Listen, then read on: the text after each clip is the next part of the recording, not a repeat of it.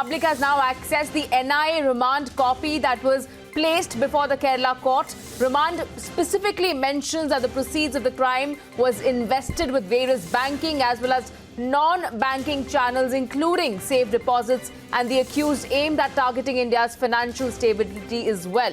Let's go across to my colleague Shravan Sen joining us with more on this. So Shravan, earlier today we saw how the court extended Swapna Suresh's custody till 24th of July, but certainly several important points being mentioned this remand copy that we have access to. Please take us through them.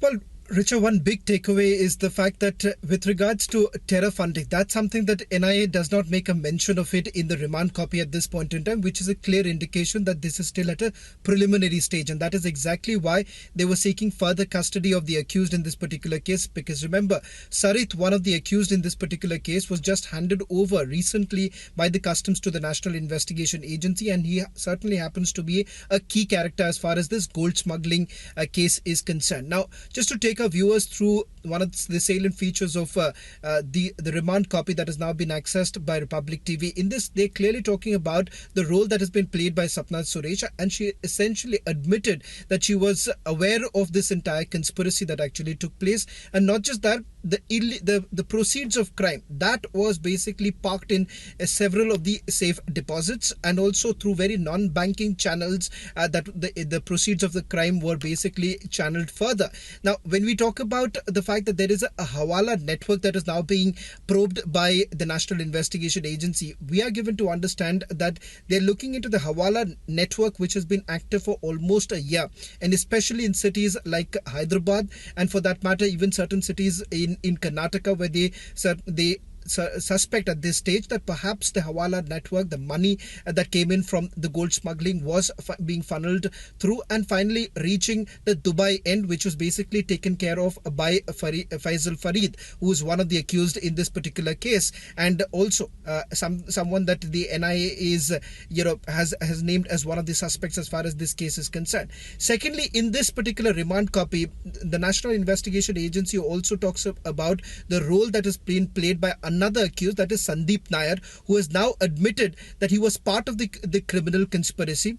He's also spoken about the places where the conspiracy was actually hatched, and finally where they were basically planning to commit this crime. That also, details of it has already been shared by one of the accused, that's Sandeep Nair, with National Investigation Agency. Apart from that, they're also saying that Sandeep Nair has admitted that the illegal the proceeds of crime, he's also admitted where exactly was it being sent and who exactly are the beneficiaries of the proceeds of crime. So at this stage, it certainly appears that the National Investigation Agency has just about begun their entire investigation. So perhaps it's going to take some more time for the National Investigation Agency to come to some sort of a conclusion as to where exactly was this money being used for. Whether any particular terror organizations that were receiving the funds, that is something that the NIA is still very tight-lipped about. But in the course of the investigation, perhaps there would be more clarity as to where exactly was the money actually going and who exactly was using it.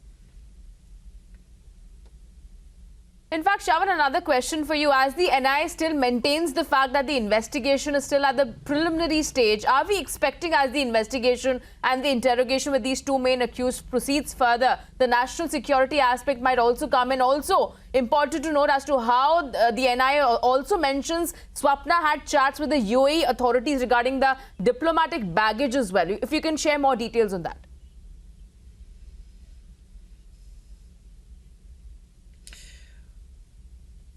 Well, Richard, let's make no mistake about the fact that this has got a huge ramification when it comes to national security. And let me explain this, why it has a huge ramification. A, because there is a Hawala network which was basically in place or was in use. That essentially indicated that whatever money that they were essentially generating through the gold smuggling, it was finally being sent to certain countries, especially in Middle East. And for that matter, Dubai was one place where it was extremely active. Secondly, this was was happening over a period of time. In fact, we are being told that 13 shipments have basically come under the scanner. At least in 3 of these shipments, roughly about 40 to 45 crore worth gold was basically being smuggled into. What was it essentially used for? All of that is now part of this entire investigation that is now being carried out by the National Investigation Agency.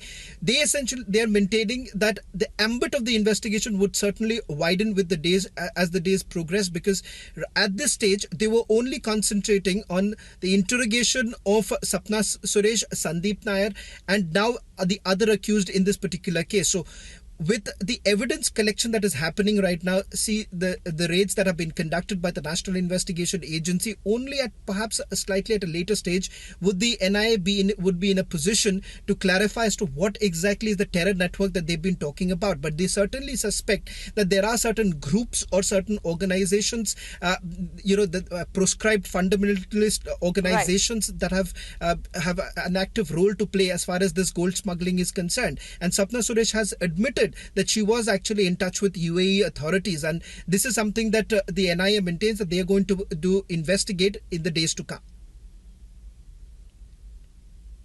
All right, thank you so much, Shravan, for getting us that breaking update. We'll keep coming back to you for more details on this entire case.